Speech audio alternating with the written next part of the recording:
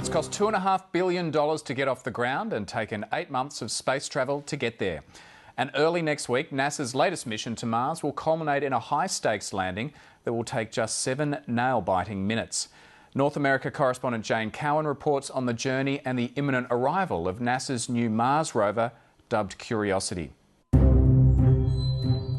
red planet has always captured the imagination. I think it's great that we're able to, explore some of the worlds that we don't even know about. There's so much that's so vast about our universe that perhaps we'll find something there that will amaze us all. It would be lovely if they find something and say, yeah, life once existed on Mars. It would be lovely to know there's something else out there. There's possibilities of life there. But the latest mission to Mars is like no other. With all the drama of a Hollywood blockbuster, so ambitious it's been called crazy. It's a very high degree of difficulty. It's the riskiest thing we've ever done. And so we are a little nervous about that. The Curiosity rover has been hurtling through space towards this moment for 8 months. For it to make it to the ground, hundreds of things have to go right. The capsule has to hit the atmosphere at just the correct angle, endure extreme heat from friction, open its parachute at the right moment, perfectly fire 8 rocket engines to slow its final descent, then hover over the surface. The rover will be dropped down on nylon cables that have to be cut at the exact moment the wheels touch down, ending an elaborate aerial ballet that's been dubbed the 7 minutes of terror.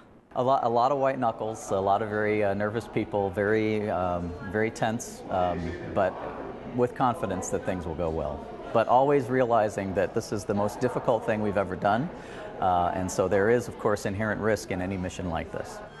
The whole thing is done by a pre-programmed computer, the anticipation intensified by the fact it takes 14 minutes for news to reach Earth at the speed of light, meaning the rover's fate will be sealed by the time NASA learns what's happened.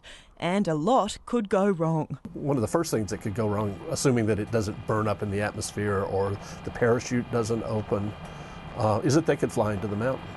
And I mean, think about it, even the cable, one of the cables might not be cut.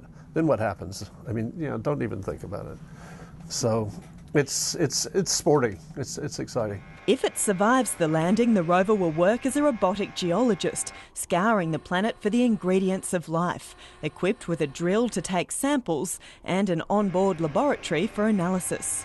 What we're trying to determine on Mars is whether either currently or in the past there have been conditions that have been favorable for the formation of life and for maybe life to exist.